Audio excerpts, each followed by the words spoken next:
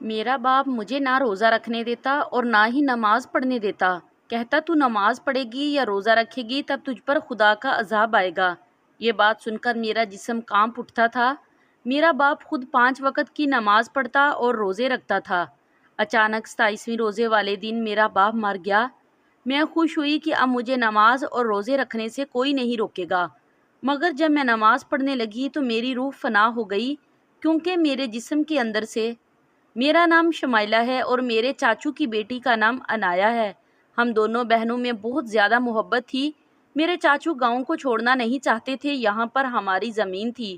وہ کہتے تھے کہ میں نے زمین کی دیکھ بھال کرنی ہے، جبکہ میرے بابا اپنے حصے کی زمین بیچ کر شہر آ گئے اور ہم لوگ یہاں پر رہنے لگے۔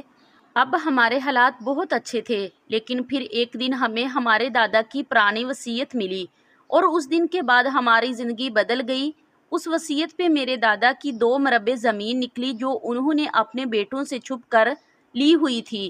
اس بات کو انہوں نے راز کیوں رکھا یہ تو پتہ نہیں، مگر اب اس زمین پر کچھ لوگوں نے قبضہ کیا ہوا تھا۔ ہم ان لوگوں کو وہاں سے ہٹانا نہیں چاہتے تھے، کیونکہ ابھی ہمارے پاس اتنا سرمایہ نہیں تھا کہ ہم اس زمین پر کچھ بنا سکیں، پر ہم نے انہیں کہا کہ آپ کو ہمیں کرایہ دینا ہوگا، اور وہ لوگ اس بات کے لیے بھی مان گئے تھے، اور اس سلسلے میں ہم گاؤں آئے تھے جہاں میرے چاچو اپنی بیٹی کے ساتھ رہتے تھے۔ میرے چاچو کی بیٹی عنایا کی امی بھی اس دنیا سے جا چکی تھی اور میری امی بھی وفات پا گئی تھی، اس لیے ہم دونوں ایک دوسرے کے گھر سے واقف تھے۔ لیکن جب میں آئی اور میں نے اسے کافی عرصے کے بعد دیکھا تو میں حیران رہ گئی۔ مجھے یاد ہے ہم دونوں ہی حجاب پہنا کرتے تھے۔ ہم نے ایک ساتھ ہی حجاب کرنا شروع کیا تھا اور ہم نے باقاعدہ ارادہ کیا تھا کہ ہم ہمیشہ حجاب پہنیں گے، اپنی شادی پر بھی اور دوسروں کی شادیوں میں بھی۔ لیکن جب میں نے اسے دیکھا تو میں حیران رہ گئی۔ اس نے تو اپنا حجاب اتار دیا تھا، میں نے شہر جا کے بھی حجاب نہیں اتارا تھا، اور اس نے گاؤں میں رہتے ہوئے یہ قدم کیسے اٹھا لیا تھا، جبکہ ہم نے تو باقاعدہ قسم کھا کر یہ سب کیا تھا، اور اس کے بابا تو گاؤں کی مسجد کے امام تھے، انہوں نے اسے کیوں نہیں روکا تھا؟ خیر مجھے کیا پتا تھا کہ میں اس گھر میں داخل ہوں گی تو سوائے حیرانگی کے کچھ اور نہیں ملے گا۔ میں نے دیکھا کہ عنایا کے ہاتھ پر ایک عجیب سا نشان تھا۔ میں نے کہا یہ کیا ہوا ہے؟ تب وہ کہنے لگی کہ کھانا بناتے ہوئے ہاتھ جل گیا تھا، لیکن میں چھوٹی بچی نہیں تھی، اس کا ہاتھ جلا ہوا نہیں تھا بلکہ کٹا ہوا تھا، جیسے کسی نے چاقو یا کسی چیز سے اس کے ہاتھ پر وار کیا ہو۔ اس کی آنکھوں کے نیچے ہلکے پڑ چکے تھے، وہ شکل سے ایسے لگ رہی تھی کہ جیسے اندر ہی اندر رو رہی ہے لیکن اوپر سے ہنس رہی ہے۔ میں اس کی رگ رگ سے واقف تھی، وہ میری بہنوں سے بھی بڑھ کر تھی اور ہم ایک دوسرے کے لیے جان بھی دے سکتے تھے۔ میرے ابو نے جب چاچا کو اس زمین کے بارے میں بتایا تو وہ خوش ہونے کی بجائے کافی پریشان ہو گئے۔ میرے ابو نے کہا کہ کیا ہوا؟ کہنے لگے یہ بات پہلے پتہ چل جاتی تو بہت مناسب ہوتا۔ انہوں نے کہا کہ کیوں، ایسا کیا ہو گیا ہے؟ اب یہ پتہ چل گئی ہے نا تو کیا برا ہے، زمین تو ہماری ہے، لیکن اس کے اوپر لوگوں نے گھر بنائے ہوئے ہیں۔ اب ہم اس پوری کالونی کو تو وہاں سے ہٹا نہیں سکتے، اس لیے ہم نے انہیں کہا ہے کہ وہ ہمیں کرایہ دیا کریں، کیونکہ قانونی طور پر یہ زمین ہماری ہے۔ اگر ان سے لڑیں گے تو معاملہ آگے نکل جائے گا، کچھ لوگ بغاوت بھی کریں گے، اب ان کو کرایہ دینا پڑے گا تو تکلیف تو ہوگی نا، لیکن تجھے میرا ساتھ دینا پڑے گا، اس لیے میں یہاں پر آیا ہوں۔ میری بیٹی بھی کچھ دن عنایا کے ساتھ رہے گی، دونوں بہنیں ہیں، آپس میں خوشی خوشی رہیں گی۔ میرے چاچو نے ایک عجیب بات کر دی، انہوں نے کہا کہ جب اتنے لمبے معاملات ہیں تو چھوڑو اس زمین کو، پہلے بھی تو زندگی گزر رہی ہے۔ ابو کہنے لگے تجھے کیا ہو گیا ہے؟ وہ زمین ہماری ہے، کیا ہم ایسے ہی سب کچھ چھوڑ دیں گے؟ تم کس قسم کی باتیں کر رہے ہو؟ تمہیں تو یہ جان کر خوشی ہی نہیں ہوئی؟ انہوں نے کہا کہ ایسی زمین کے بارے میں جان کر کیا خوشی جس پر اتنے سارے لوگ قابض ہیں، ان سے قبضہ چھڑواتے چھڑواتے ہم لوگ مر جائیں گے۔ میرے بابا نے میری طرف دیکھا، کیونکہ میری امی تو اس دنیا میں تھی ہی نہیں، وہ ہر بات مجھ سے ہی کرتے تھے، میں پڑھی لکھی تھی اس لیے میرے مشورے کو اہمیت دیتے تھے۔ انہوں نے مجھے اشارہ کیا کہ تمہارے چاچو کو پتہ نہیں کیا ہو گیا ہے، لگتا ہے اس کا دماغ گھوم گیا ہے۔ خیر ہم لوگ اپنے اپنے کمرے میں آ گئے۔ گھر کی حالت دیکھ کر مجھے بہت بڑا افسوس ہو رہا تھا۔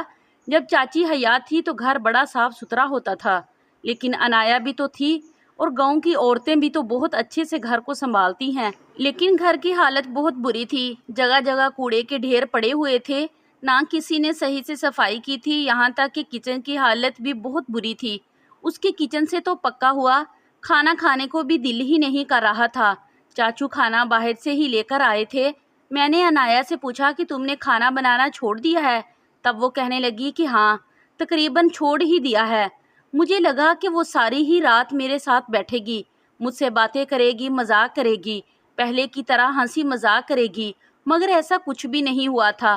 وہ تو اپنے کمرے میں جا کر سو گئی تھی۔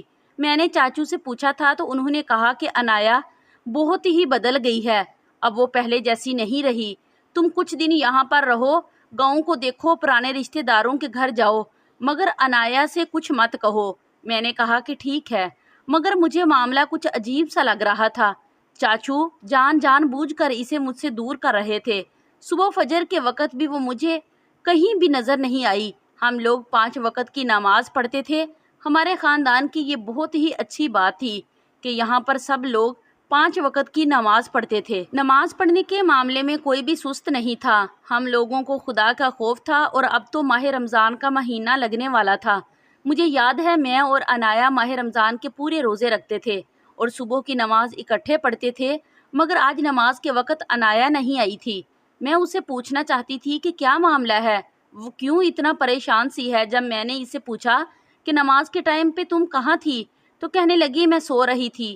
میں نے کہا کہ کیوں، نماز نہیں پڑھنی تھی؟ اس نے کہا کہ صبح صبح بہت اچھی نیند آتی ہے، نماز کے لیے اٹھو تو نیند خراب ہو جاتی ہے، پھر دوبارہ ویسی نیند نہیں آتی۔ میں نے کہا کہ یہ تم کیسی باتیں کر رہی ہو، تم تو مجھ سے زیادہ عبادت کیا کرتی تھی، اور یہ تم نے حجاب کیوں اتارا ہے؟ میں نے حجاب کی بات کی تو اس کی آنکھوں میں نمی آ گئی۔ اس نے کہا مجھے کام ہے، میں نے ناشتہ بنانا ہے، تم جاؤ اپنے کمرے میں، جب ناشتہ بن جائے گا تب میں آواز دے دوں گی۔ میں نے کہا کہ ہم ناشتہ مل کر بنا لیں گے۔ اس نے کہا کہ نہیں، میں اکیلے ہی ناشتہ بنا لوں گی۔ اور پھر دوپہر میں بابا نے عجیب سی بات کر دی۔ انہوں نے کہا کہ مجھے لگا تھا کہ میرا بھائی میرا ساتھ دے گا، لیکن اسے تو کسی بات کا پتہ ہی نہیں۔ مجھے شہر جانا ہوگا اور کسی وکیل سے بات کرنی ہوگی، پھر اس وکیل کو یہاں لے کر آؤں گا، مجھے 1 ہفتہ لگ جائے گا۔ شمائلہ کو میں نے بہت ہی عجیب دیکھا، جس کو دیکھنے کی مجھے بالکل بھی امید نہیں تھی۔ میں نے دیکھا کہ میرے چاچو اپنے ہی گھر میں بنے ایک سٹور میں جا رہے تھے۔ آدھی رات کا وقت تھا۔ جب وہ اندر گئے تو پھر ان کے چیخنے چلانے کی آوازیں آنے لگی۔ تھوڑی دیر کے بعد انایا کی چیخے کی آوازیں آنے لگی۔ ایسے لگ رہا تھا جیسے کوئی بہت بری طرح سے اسے مار رہا ہو۔ اس کی آواز سن کر تو میرا دل کانپ اٹھا تھا۔ وہ اپنے باپ سے کہہ رہی تھی کہ خدا کے لیے میرے ساتھ یہ کام مت کریں، میں جیتے جی مر جاؤں گی، اور اپنے خدا کو کیا منہ دکھاؤں گی۔ میرے چاچو اس کے ساتھ ایسا کیا کر رہے تھے کہ انایا چیخ رہی تھی؟ میرا رات کے وقت سٹور میں جانے کا دل نہیں کر رہا تھا، مجھے ڈر لگ رہا تھا، یہ میرا گھر نہیں تھا۔ جب آپ کسی کے گھر میں جاتے ہیں تو آپ کو ڈر لگتا ہے، اس لیے میرے اندر اتنی ہمت نہیں آ رہی تھی کہ میں جا کر پتہ کروں کہ اس سٹور میں کیا ہو رہا ہے۔ لیکن اس رات میں نے انایا کے رونے اور چیخنے چلانے کی آوازیں سنی تھی۔ مجھ سے رہا نہیں گیا اور میں ہمت کر کے اس کی طرف چل پڑی۔ میں ایک قدم بڑھاتی وہاں جا رہی تھی۔ میں سٹور کی کھڑکی کے پاس پہنچ گئی۔ میں بتا نہیں سکتی کہ مجھے کتنا زیادہ ڈر لگ رہا تھا۔ میں نے زندگی میں کبھی کوئی ایسا کام نہیں کیا تھا۔ جب اندر جا کر دیکھا تو میرے ہوش فنا ہو گئے۔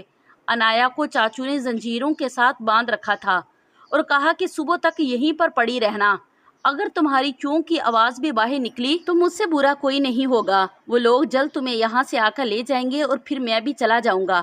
اس کے بعد یہ جملہ جانے کے بعد اس کی بیٹی شمائلہ جانے مجھے زمین کی کوئی فکر ہی نہیں ہے، میں تو اپنے حساب پہلے ہی برابر کر چکا ہوں۔ وہ میرے اور بابا کے بارے میں بات کر رہے تھے اور انایا کو کہیں بھیج رہے تھے، خود بھی کہیں جانے کی بات کر رہے تھے، لیکن انہوں نے انایا کو زنجیر کے ساتھ کیوں باندھا ہوا تھا؟ انایا ہاتھ جوڑتے ہوئے رو رہی تھی کہ بابا میرے ساتھ ایسا ظلم نہ کریں، میری زندگی اور آخرت برباد نہ کریں، مجھے اللہ کا نام لینے دیں، مجھے نماز پڑھنے دیں، میں نے نماز پڑھنی ہے، قرآن پڑھنا ہے، روزے رکھنے ہیں۔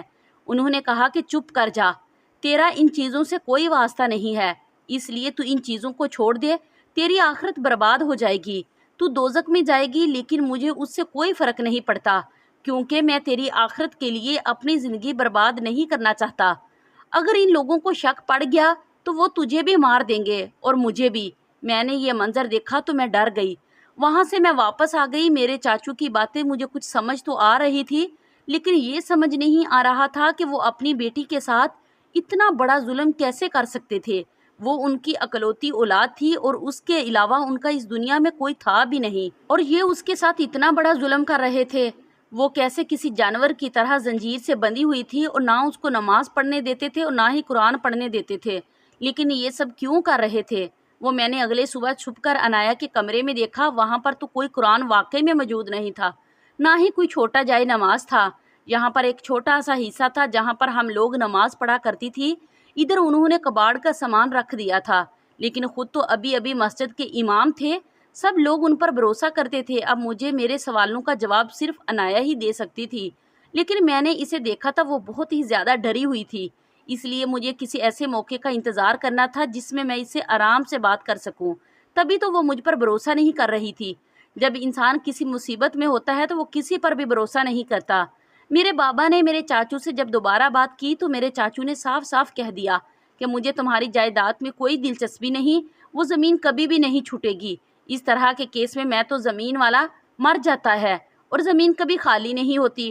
تم نے جو کرنا ہے کرو، مجھے تمہارے ساتھ کوئی کیس نہیں کرنا اور نہ ہی مجھے حصہ چاہیے، بس مجھے میرے حال پر چھوڑ دو۔ وہ ایسا کیسے کہہ سکتے تھے کہ وہ تو اپنی جان چھڑوا رہے تھے؟ ان کی تو اس پورے گاؤں میں بہت زیادہ عزت تھی، گاؤں کے مسجد کا امام ہونا کوئی چھوٹی بات نہیں تھی۔ وہ لوگوں کو مشورے دیا کرتے تھے، لوگوں سے آ کر اپنے مسائل بیان کرتے تھے، اور گھر میں انہوں نے اپنی ہی بیٹی کے ساتھ جو رویہ رکھا ہوا تھا وہ سب کیا تھا؟ میں نے ایک دن عنایا کو کہا کہ مجھے اس سے ضروری بات کرنی ہے۔ میں اس کے کمرے میں چلی گئی، وہ مجھے باہر نکالنے کی کوشش کر رہی تھی تو میں نے چلا کر کہا مجھے سب پتہ چل گیا ہے۔ تمہارے جسم پر یہ نشان کس چیز کے ہیں؟ تم کیوں لنگڑا لنگڑا کر چلتی ہو اور ساری رات اس اسٹور میں کیوں گزارتی ہو؟ چاچو تم سے کیا کہہ رہے تھے؟ میں سب کچھ دیکھ چکی ہوں اور سن بھی چکی ہوں، اب تم مجھے بتاؤ کہ یہ سب کیا ہے تاکہ میں تمہاری مدد کر سکوں۔ اس نے کہا کہ تم میری مدد نہ کرو، نہیں تو جو شخص اپنی بیٹی کے ساتھ یہ سب کچھ کر سکتا ہے وہ اپنی بھتیجی کے ساتھ بھی کر سکتا ہے، اور وہ اپنے ابو کو کہو کہ تمہیں یہاں سے لے کر چلے جائیں۔ میں نے کہا کہ نہیں، ابھی بابا آ جائیں گے تو میں ان سے بھی بات کروں گی، مجھے پولیس بھی بلانی پڑی تو میں پولیس بھی بلاؤں گی، وہ تمہارے ساتھ ایسا نہیں کر سکتے۔ عنایا نے اپنا سر پکڑ لیا، اس نے کہا کہ لگتا ہے تم ایسے نہیں مانو گی، تمہیں سب کچھ بتانا پڑے گا، نہیں تو تم کوئی اور مصیبت لے کر آ جاؤ گی۔ میں نے کہا کہ ہاں مجھے بتاؤ کہ اصل بات کیا ہے۔ اس نے کہا کہ بابا اس گاؤں کی مسجد کے امام ہیں اور بابا کو مسجد والوں نے خزانچی بنایا ہوا تھا۔ اس گاؤں کے ذمہ دار نے بابا کے پاس 80 لاکھ روپے رکھوائے تھے تاکہ اس مسجد کے ساتھ مدرسہ تعمیر کروا سکیں، لیکن بابا کی دسترس سے وہ پیسے چوری ہو گئے۔ اب اگر بابا ان لوگوں کو یہ کہیں گے کہ پیسے چوری ہو گئے تو وہ کبھی بھی یقین نہیں کریں گے اور ذمہ دار بابا کو جیل بھجوا دے گا۔ گاؤں والے بابا کو برا بلا کہیں گے، اس لیے ان کو پیسوں کی ضرورت تھی۔ انہی دنوں ایک لڑکا میرے پیچھے پڑا ہوا تھا جو دوسرے گاؤں کا تھا، اس کا نام آکاش تھا، وہ مجھ سے شادی کرنا چاہتا تھا۔ اس نے مجھے یہاں پر کہیں دیکھ لیا تھا، وہ اپنے دوست کے یاد یہاں ایک شادی پر آیا تھا اور میں بھی اسی شادی میں گئی ہوئی تھی۔ اس نے جب اس گھر سے رشتے کی بات کی تو ظاہر ہے بابا نے صاف انکار کر دیا کہ ہم غیر مذہب لوگوں میں اپنی بیٹی کا رشتہ نہیں کریں گے۔ شمائلہ یقین کرو اس سے پہلے سب کچھ ٹھیک تھا، لیکن پھر وہ لڑکا بار بار آنے لگا، میرے پیچھے پیچھے پھرنے لگا، میں نے باہر آنا جانا چھوڑ دیا، سب کچھ ختم کر دیا۔ اس نے بابا کو ایک آفر دی اور بابا بھی اسی لیے بیٹھے تھے کیونکہ بابا نے تو اس 80 لاکھ روپے کا انتظام کرنا تھا۔ اس نے بابا کو کہا کہ وہ ان کو میری منہ مانگی قیمت دے گا، ان کا قرضہ بھی اتر جائے گا اور پیسے بھی واپس مسجد کے اکاؤنٹ میں چلے جائیں گے، لیکن بابا کو اپنی بیٹی کا رشتہ اس کے ساتھ کرنا ہوگا، یعنی کہ میری شادی اس ہندو لڑکے سے کرنی ہوگی، اور پھر ظاہر ہے کہ اس کے بعد ان کو یہ گاؤں بھی چھوڑنا پڑے گا کیونکہ گاؤں والے بابا کو یہاں رہنے نہیں دیں گے۔ تبھی تو بابا میرے ساتھ یہ سب کچھ کر رہی ہیں۔ ان لوگوں نے یہ شرط رکھی ہے کہ لڑکی جب ہمارے گھر آ جائے گی تو قرآن اور نماز بالکل بھی نہیں پڑھے گی، نہ روزہ رکھے گی، بس وہ ہمارے مذہب پر چلے گی، اور آپ اپنی بیٹی کو سمجھا کر بھیجیں گے کیونکہ اس کے بدلے میں ہم لوگ آپ کو اس لڑکی کی قیمت دے رہے ہیں۔ میرے بابا نے مجھے غیر مذہبوں میں بیچ دیا ہے، سمجھو کہ انہوں نے میرا سودا کر دیا ہے، اس لیے یہ سب کچھ ہو رہا ہے۔ وہ لڑکا برا نہیں ہے، میں نے اس کے بارے میں پتہ کروایا ہے، مجھے اسی لڑکی نے بتایا جس کی شادی میں وہ آیا ہوا تھا۔ اس نے کہا کہ وہ انسان برا تو نہیں ہے لیکن غیر مذہب ہے، اور اس بات سے کوئی فرق نہیں پڑتا کہ وہ اچھا ہے یا برا ہے، کیونکہ اس کے ساتھ تو تمہاری شادی ہونے ہی نہیں چاہیے، اس لیے اب بابا یہ سب کچھ کر رہے ہیں۔ بابا کے سر پر بہت بڑی مصیبت سوار ہے اور وہ اپنا آپ بھلا بیٹھا ہے اور وہ اپنی عزت کو داؤ پر نہیں لگانا چاہتے، اسی لیے وہ مجھے نماز اور روزہ اور کوئی عبادت نہیں کرنے دیتے۔ اگر مسجد کی کمیٹی والوں کو پتہ چل گیا کہ یہ سب کچھ انہوں نے کیا ہے تو بہت برا ہوگا۔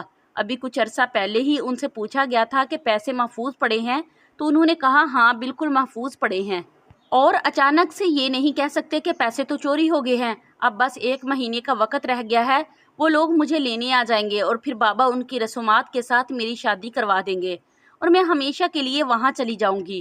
لیکن میں نہ تو شادی کرنا چاہتی ہوں اور نہ ہی میں اپنے مذہب کو، نماز کو، روزے کو چھوڑنا چاہتی ہوں۔ اس لیے میں جب بھی نماز پڑھنے لگتی ہوں تو بابا مجھ پر غصہ کرتے ہیں، ہاتھ اٹھاتے ہیں، مجھے جھوٹ بول کر ڈراتے ہیں۔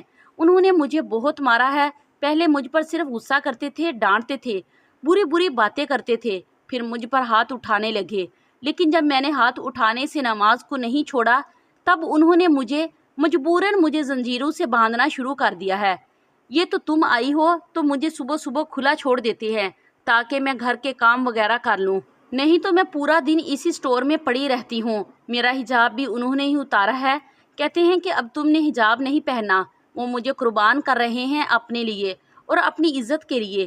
صرف اتنا ہی نہیں، بابا کے دل میں بھی اب چور آ چکا ہے۔ انہوں نے پورے گاؤں کے مختلف لوگوں سے قرض لینا شروع کر دیا ہے۔ انہوں نے اتنا زیادہ قرض لے لیا ہے کہ وہ لوگ یہاں نہیں رہ سکتے۔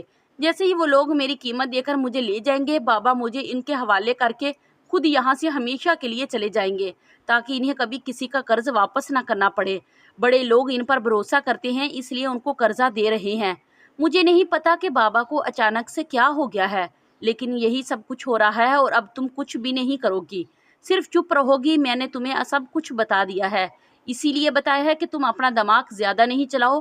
میں تو یہ سن کر حیران رہ گئی۔ میں نے کہا ٹھیک ہے، میں کچھ نہیں کروں گی، لیکن اصل میں نے سوچ لیا تھا کہ مجھے کیا کرنا ہے، لیکن انایا کو پتہ نہیں چلے کہ میرے دماغ میں کوئی پلان ہے۔ میں اپنے بابا کو لے کر وہاں سے چلی گئی اور پھر اپنے بابا کو سب کچھ بتا دیا۔ جس دن اس کی شادی ہونی تھی ہم لوگ پہنچ گئے۔ سارے گاؤں کو اس حرکت کے بارے میں پتہ چل گیا تھا کہ کمال ہے، اپنی بیٹی کی شادی کسی غیر مسلم لوگوں سے کروا رہا ہے۔ سب سے پہلے تو میرے بابا نے اپنا شہر والا گھر بیچ کر مسجد کے پیسے گاؤں کے ذمہ دار کو واپس کر دیے اور کہا کہ وہ مدرسہ بنانے کی ذمہ داری کسی اور کو دے دے۔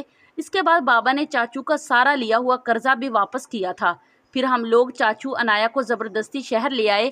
گاؤں کی تھوڑی سی زمین اور گھر بیچ کر ہم نے یہاں پہ پھر سے ایک مکان بنا لیا تھا۔ انایا بھی خوش تھی اور چاچو ڈپریشن میں چلے گئے تھے۔ پیسے چوری ہونے کے بعد انہیں کچھ بھی سمجھ نہیں آ رہا تھا کہ وہ کیا کریں، اور پھر جب وہ ہندو لڑکا ملا تو پھر چاچو نے بغیر سوچے سمجھے اپنی بیٹی کا سودا کر دیا۔ اب چاچو کا ایک بہت اچھے ڈاکٹر سے علاج چل رہا ہے اور وہ کافی بہتر بھی ہو گئے ہیں۔ اب وہ شرمندہ ہے کہ وہ یہ کیا کرنے چلے تھے۔ اگر وہ اپنی بیٹی کو بیچ دیتے تو اللہ بھی انہیں کبھی معاف نہ کرتا۔ خیر اب سب کچھ ٹھیک ہو گیا ہے، ہمیں ہماری زمینوں سے کرایہ بھی آ رہا ہے۔ وہ غیر مسلم لوگ انایا کے پیچھے یہاں بھی آئے تھے مگر بابا نے انہیں انکار کر دیا اور وہ باتیں سناتے ہوئے واپس چلے گئے تھے۔ آج انایا اور میں بہت خوش ہیں اور ہنسی خوشی ایک ساتھ رہ رہے ہیں۔ پلیز میری ویڈیو کو لائک کریں اور شیئر کریں اور میرے چینل کو سبسکرائب کریں تاکہ میں اپنی ہر اچھی آنے والی ویڈیو آپ لوگوں تک ضرور شیئر کر سکوں۔